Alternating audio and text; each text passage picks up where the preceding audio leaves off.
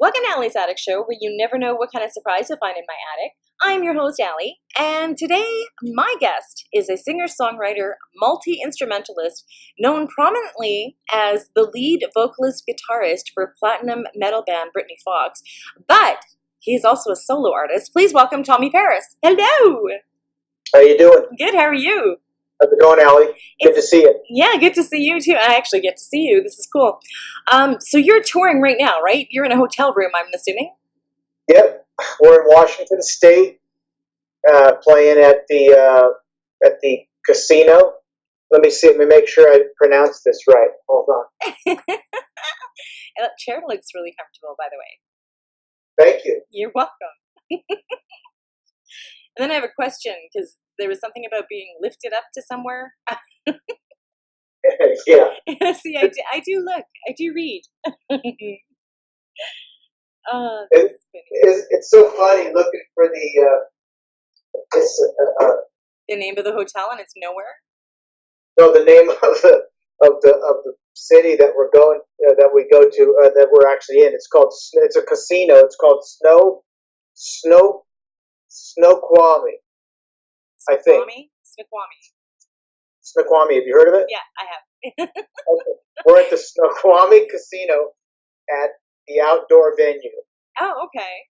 That's where we're at. Okay. At least in Washington State. In Washington State. At least Sorry it's still warm. No, don't worry about it. At least it's still warm. Okay, so explain the being lifted up to something at Escalades. I don't know. What was that about? What was I saying? I don't know. It was on Twitter. It was something about you were... Oh, I got you. Okay. Last night we had so much food at this restaurant, at the Snoqualmie Casino. It was insane. They kept just bringing stuff. So that was a joke as to how huge we were when we got out of there. That we needed forklifted and craned up to our rooms. That's what that was. Okay, because I know where you are. I know there's mountains out there and stuff. And I was like, what? What are they playing on top of What the hell are you talking about? Okay, now we know. All right, useless information, people. But anyways, it intrigued me. But useful to hopefully anybody out there. But if not, that's okay too. Exactly right. It was useful to me because I got the question answered that I was curious about. Okay, so let's go back. Any ad revenue or? I don't know. Do you think Diet Coke would... Okay, hang on. Okay, so I'm Canadian, right? Canadian, yeah. So here... Oh, Douglas. Nice! How about this? Okay, can you see that? See what I'm drinking? Yeah, Canada Dry. Maybe we can get a double collective crossover. I don't know. Okay, so let's just... Okay, we both put it on screen, so I'll tag Canada Dry and, Coca-Cola. Yeah, right. In our dreams, Tommy. Send that deep in all markets. Okay, I will. All right. All right, so you have international albums released on Columbia, Atlantic, MCA, Sony, and Eagle Rock Records, and you've toured every state in the U.S., plus you've come to Canada, apparently not Winnipeg, right? Yeah, we've been to Winnipeg. Are you serious? Absolutely, yeah. Okay, you got to come back. Maybe twice, actually. Maybe. Really? Where did you... Never mind, I won't ask. Okay, well, you got to come back, because then I can see you. And actually, we'll be back. Okay, good. We will be back. Good. Yeah, see, most bands just go to Toronto and Vancouver, I'm finding. Some go to Montreal, but hardly any of them come to Winnipeg. And I'm like, we've got a beautiful arena. Come on, come out here. Oh, I don't know. It's just like, who is it? Manitoba, too, I think. Pardon? Manitoba? Yeah, Manitoba. Yeah, we went there, too. Wow. They have a classic rock festival in Minnedosa, Manitoba. You should check out. Because it's all cool. Classic rock artists, and covers, and it's really cool. Anyway, okay. Anywhere they'll have us, Allie. Yeah, well, definitely check it out, because, you would fit in there perfectly. Okay, so, continuing to this day, including the Monsters of Rock cruise. What was that like? That must have been amazing.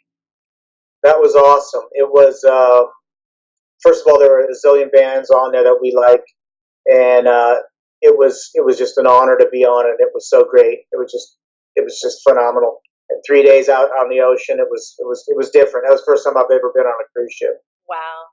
And you think it's so big that you don't quite tell the motion, but you can feel it swaying a bit here and there, And I used to like to sit would sit up in the window. They have little these tiny, like airline Yeah. plane windows, Yeah. but it had like a little bench in there. So I would like to sit in there and then close the curtain behind me and just look at the water as we were going. It was really cool. Yeah, see, I want to go on a cruise, but I'd need a whole bunch of seasickness medication. Because when I lived in BC, I went salmon fishing. And you know what? When I was sitting inside, I started getting sick. But when I went outside and like sat in the fresh air, I was okay. And I grew up on water. I mean, I'm from a small town where I learned how to fish, hunt, the whole shebang. And I was shocked that I got ocean or seasick, whatever it's called. So I don't know if I could sit at a window and just stare at the water. Okay, so also, I mean, you've done so much, my God. You've been on Sirius XM's Hair Nation Festival. You have Yep. also been at the M3 Festival, Farm Rock Atlanta, and a whole bunch of large multi-bill concerts. Now, if people don't know this, they're going to know this now. You've also appeared on MTV and VH1 multiple times as a guest and in videos. Hmm. Yep. So how long... Back 1,000 years ago, yeah. I was just going to say, how long ago was that? Because we don't hear, I mean, MTV still broadcasts, but it's like it's reality shows. Remember Yeah, back in the day when aged. they actually showed like music videos? Yeah, Allie, do you remember when it first came out? I don't know if you're old enough to remember, but when 1981 was when MTV very first got launched, and they'd play all those. Remember the Buggles video killed the radio star? Yes. Anyway, that was like the first video. But what was cool back then, there were no ads, and it was back-to-back music videos. It was awesome. Yeah, it And was. it was like for years and years. It was so awesome. And then at some point they started adding some game shows and this and that. And everyone needs to make revenue for their stations. I get it. Yeah. But then it got more and more and more like spring break coverage, and that's fine. But it just got further and further away from the back-to-back music videos, and that's too bad because that was the best part of it. Yeah, that it was. so cool. Well, I mean, CMT, I used to watch CMT all the time too, and they're doing the same thing now. I mean, it's all shows. But I mean, yeah, they got to make money, but you think, hello, music station. Anyways. Okay. Make a new one that does only music videos back to back. Maybe there's one and I don't know of it. Do you know of one? Yeah, my TV. No, I'm joking. My YouTube channel, when I put it up on my TV, no, I don't know of any anymore. Like none at all. Yeah, I mean either. Let me know, will you? Yeah, I will. I'll keep you updated. Now I'm going to be searching. I'm not going to find anything. So, Kate, Tommy, you've done all this stuff. You're so talented. I love your songs. When did you decide, you know what, I'm going to be a rock star? When I was 8 years old. Wow. Yeah, I was. We were in San Jose, and we moved to Northern California. It's a tiny town you've never heard of called Chester. It's near Lake Almanor. It's about 70 miles east of Chico. Chico, the college town, Anyway, we moved up to this tiny town. My mom got a piano, and for her to learn. And then I took to it and started learning stuff by ear, and was listening to like Deep Purple and Elton John and Carnival 9, Emerson, Lake and Palmer, all that stuff, and classical music and stuff. And then I just fell in love with rock and roll, and pretty much around then, when I was 8, Wow. I said, I want to make albums, and I want to tour the world. That's what I wanted to do from that point on. Still hasn't changed. Hasn't always worked out the way I planned, but that's how it started. Yeah. That's awesome. And then, okay, so you graduated high school, and then you began touring neighboring states in popular cover bands. Is how you started out, right? Yep. I love classic rock. I live, breathe, eat classic rock, and the 70s. That's just my genre that I love. Plus all the indie music, because I hate listening to people that all sound the same. What was one of the favorite cover bands you were in? Favorite cover bands? Jeez, I was in so many. One was a band called Cry, K-R-Y.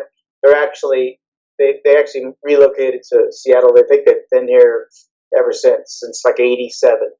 Because they were great friends of mine from school. Another one was called Made in America. It was Maiden, like Iron Maiden. Made in America. That was a fun one. Probably one of my most favorite ones when I first moved out of high school. when I finished high school, I moved out of my mom's house. Actually, I left in the fall to go to Sacramento. Came back for Christmas time, and then after Christmas, I was kind of just loitering and hanging around. And my mom goes, "You've got to get out of here. Because there's nothing you can do here. You want to do your music, you're not going to do any of that here because the town was really small, which was fun.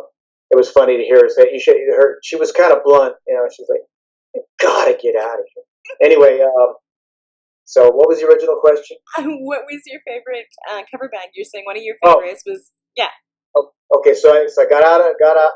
Mom said, you got to get the hell out of here. So I went back to Sacramento, and I formed a band, and I'm trying to remember the name. It was a 4-piece. I just sang. It was a guitar and drum and bass player, and we did really heavy stuff like old Black Sabbath, stuff like that. And what the hell were we called? I can't even remember the name of the band.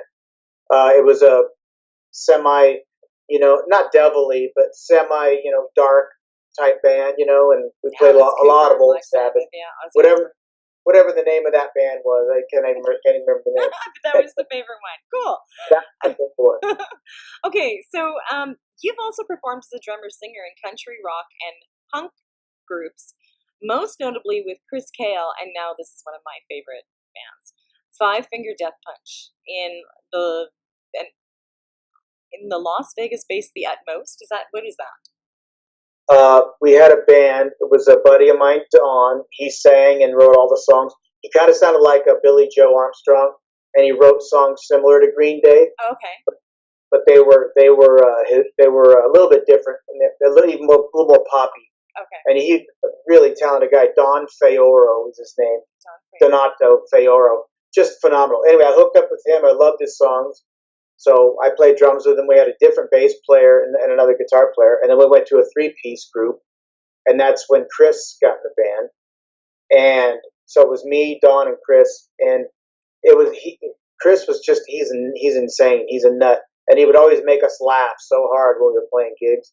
Because he would do these silly dances and all this stuff on stage. It was a really fun band. And the band was called The Utmost. In fact, at the time, there was a place called the Huntridge Theater in Las Vegas that's crumbled and rebuilt a few times. But anyway, we used to open for the Killers, believe it or not, there. Wow. Just before the Killers were going. And so we were on this sort of pseudo pop punk circuit in Vegas, if you will. And that was during that time, and that was just a phenomenal time. Well, that's cool. That's the band with Chris. You don't think Chris Cale would be like that? I don't know. I didn't think you guys. That's cool. You see all the things you find out. Now, you've also recorded or played with industry heavyweights, and now we're going to talk about some of my heroes. Zakk Wylde, Ozzy Osbourne, Black Label Society. Ricky Rocket, Poison. Do you know how many times I play Every Rose Has its... Anyway. Jimmy Crespo from Aerosmith. I mean, come on, Aerosmith. They're iconic. David Ragsdale from Kansas. And you know what? I wish they still played because... They do. They do? How come they need to come here? You know what? Actually, I think they're coming to... Maybe they're coming... Hang on. I'm going to be checking out this rock fest. They're on Twitter and Instagram. Okay. And I'm David, violinist, David Ragsdale. He's been with them ever since. I think I was in the band with Dave for like 7 years. The band was called Phoenix. It was here based out, and Crespo was in that band too. For probably 8 years here in Las Vegas. But yeah, I just saw, unless I saw something old, it looks like they're still active to me. And so I just saw some stuff on Instagram of them somewhere in the Midwest. So yeah, check them out, Ellie. I think they're still rolling. Yeah, because I love them and their songs are amazing. The way they write. Like, Dust in the Wind is just, like, iconic. Okay, so, and John Corabi, Motley Crue, The Dead Daisies. I remember, I've seen Motley Crue in concert, so I'm a huge fan. Then I went to a bar one night, and there was a cover band. And they not only sang the songs, they acted like all of the guys that were in the band. I mean, they took it to the extreme, and it was insane. And the girls, oh my God, they were going nuts. It was funny. Anyways, you had to be there.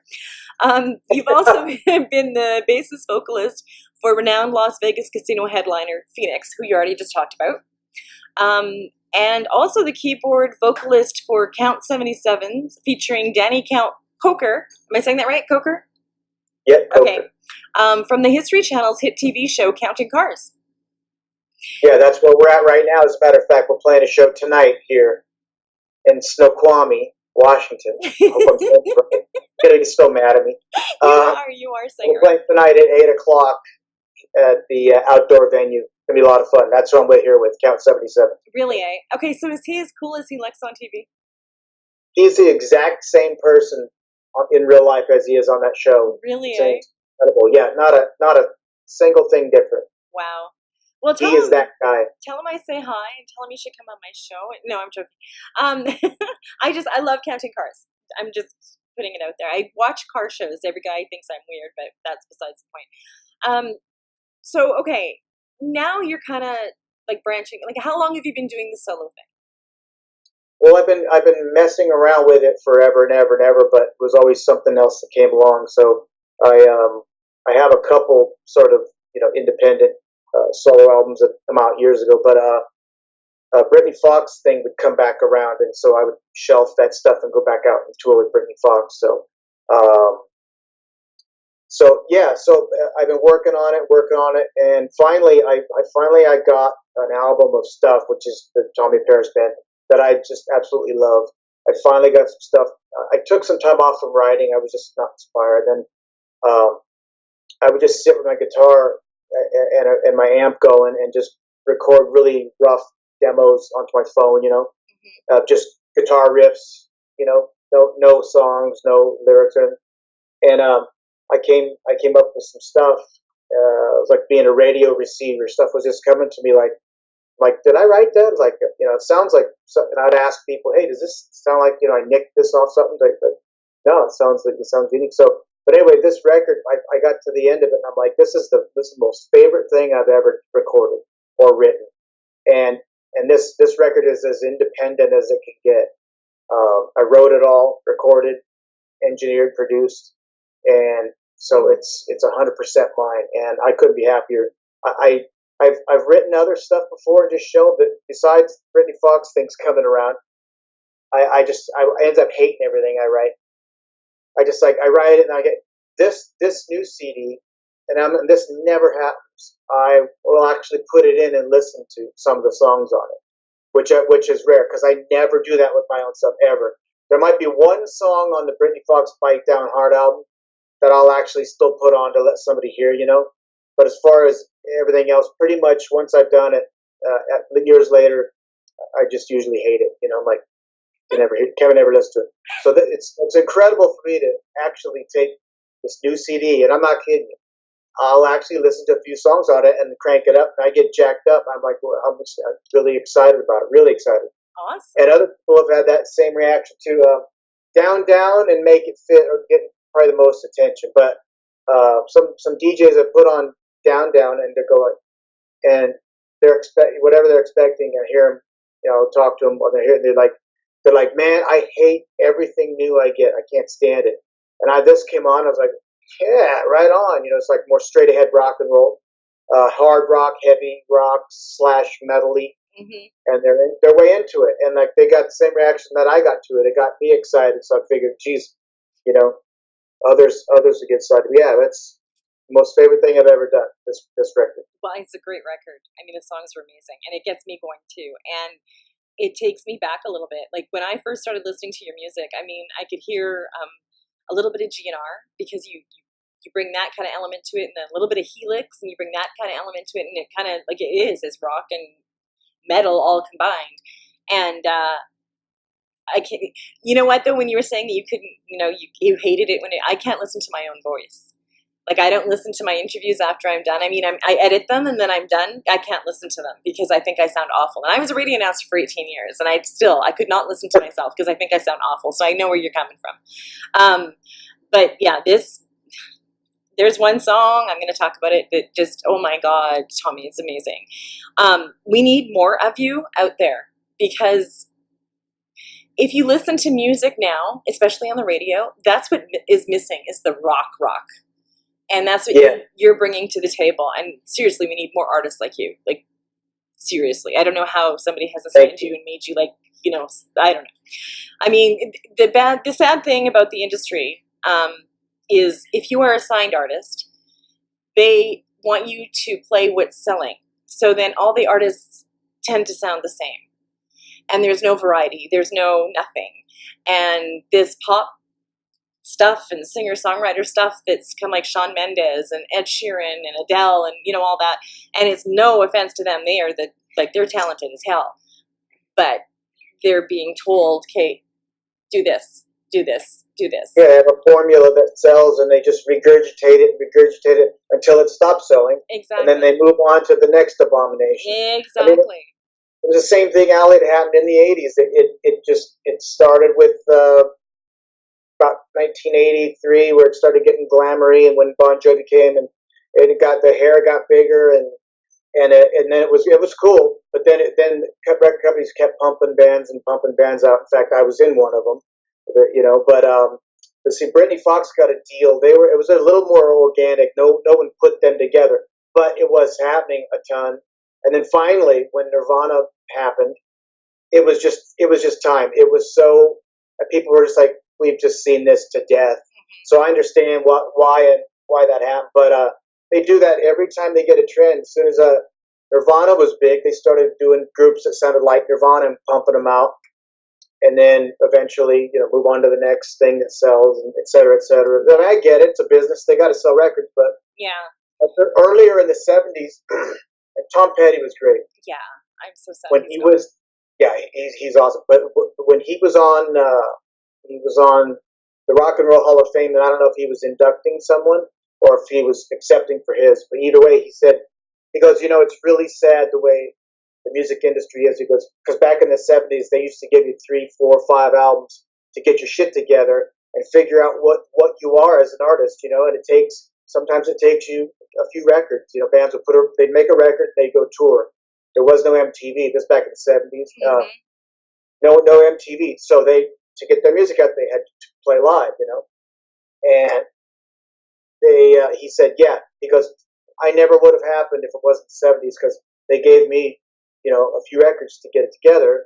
And nowadays it's one record and done. Yeah. If you don't sell a zillion copies on the one record, then you're done. You don't get a chance to even develop. Yeah, and that's sad. That's sad. I mean, that's why when I said at the beginning of it, I listened to the '70s all the time. And what I like about the '70s is some of it sounds the same, but a lot of it is all different. And it's the singer-songwriter vibe, but it's also just I'm not having to guess at who it is, or not questioning, didn't I just hear this artist? And that's what it seems like on Top 40. And it's no offense to any of the artists. I mean, they're all very, very talented. They're just being told what to do, and that's what they're doing. And I mean, they're making money at it. That's great. And everybody's making money. It's just, I'm done with it. I can't do it. I need variety, which is why I love doing this, and why I love discovering artists like you, because I'm serious. People need to be putting more of you on the radio and less of what they're putting on. I agree. Yeah, so do I. Now, if you had any advice, because I mean, good Lord, you've been doing this forever. You've played with some of the most amazing people that I know, and everywhere else in the world. What kind of advice would you give an artist that's either just starting out or already out there? Geez, I don't know. I'm in an interesting position in the industry, so it's like I'm kind of, I'm past a certain point of going from zero to in, but then compared to, groups that have sold a zillion copies, I'm kind of like, in this gray area. But all I can say is, Billy Crystal said something great. They asked him about being a comedian, and I thought this was applicable to music or anything else. He said, you have to be in pain not to do it, to bother. He says, you have to be so into it that not doing it causes you great pain. He goes, because otherwise no one on the planet would get involved in something like, and his thing was acting. Mm-hmm. But I'd say that about music. Yeah, if you're just not completely bonkers about it, it's not everything you've ever wanted to do, and it doesn't get your blood pumping and everything. Yeah, just you gotta feel that way about it. Otherwise, you're just it's torture. Yeah, that's actually good advice. I'm glad you used that. Nobody's ever said that. Nobody's ever said that. I've been doing this for just about 2 years.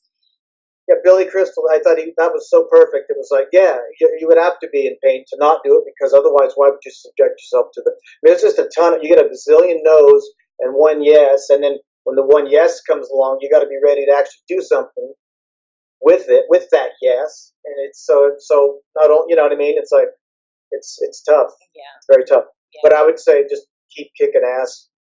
Don't let anybody tell you what to do. Do what you want to do. You know, it comes to music. Write the music you want. Don't worry about what's selling or not selling. Just write and have it excite you first. And that's great advice. I just want to say, I'm not going to mention names.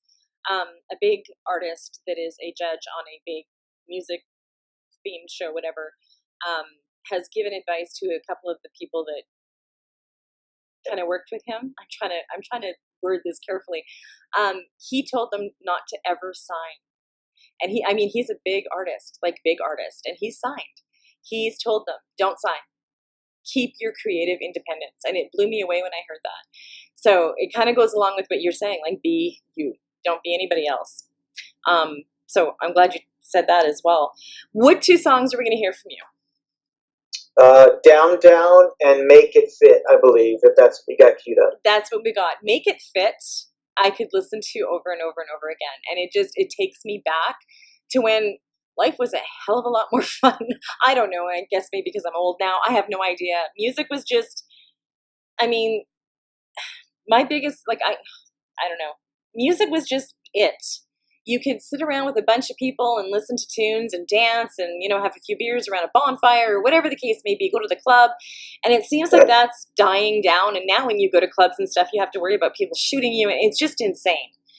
And so I'm glad that, like, your music takes me back and it makes me happy and it makes me smile. So I'm very, very happy for you. I'm glad you did it. Yeah, I'm glad you did. I do. I totally do. Now, you can purchase your music everywhere online, as well as your website, tommyparis.com. Now, that's going to be up on my website, so people just click on it, and it'll go directly to yours. They can find out more about you, listen to more of your songs. If there's anything in the future I can do for you, let me know. When you do make it big, because you're going to, and just keep going, don't stop, please make sure, give me shout outs wherever you're, accepting awards and stuff, and make sure you come back on my show and say, oh yeah, now so yeah, and I just opened for Aerosmith. That would be friggin' awesome. Hey, if you come around to any show, we'll get you in and get you a shirt and we'll hook you up. Ooh, nice. In fact, speaking of that, Allie, I want to tell people listening and or watching to support you in what you're doing, because it takes a lot of energy and a lot of resources, and so go to your website, go to her website, go to Allie's website, whoever I'm talking to. I'm trying to sort this out. Okay. It's Allie's Attic Show, ALLYSATTICSHOW.com, correct? Yes. Scroll down till you see the PayPal, and throw her a few bucks. It could be $2, it could be $1, it could be $7, it could be $13, it could be $18. It could be. Yeah. It could be $25. Right. $36. $47. You know what I'm saying? If you start saying body figures, anyway. That's the best part, Allie, is they can make up the figure themselves. Exactly. And that's power, and that's America. Yeah. And that's a place I'm happy to live in. Awesome. And every little bit helps. Thank you so much for doing that. And yeah, I have equipment and stuff to buy too. So, but I'm probably going to do this till I'm dead because I love it. So, and I love music, and I love, like I said, discovering artists like you, and finding music that makes me feel happy. And that's why I do this. So, but thank you for mentioning that. I want to say thank you so much for coming on my show. I've so enjoyed talking to you. You made my Friday, because my Friday's been a little crazy, and you kind of topped it off, and now I have the whole weekend ahead of me, and you just made me smile. So thank you so much for that, and thank you for coming on. Thanks for having me on, Allie. Appreciate it. Anytime. And thank you for joining me on Allie's Attic Show. Keep checking my website, because you just never know what kind of surprise you're going to find in my attic. Everybody have a great weekend. Cheers.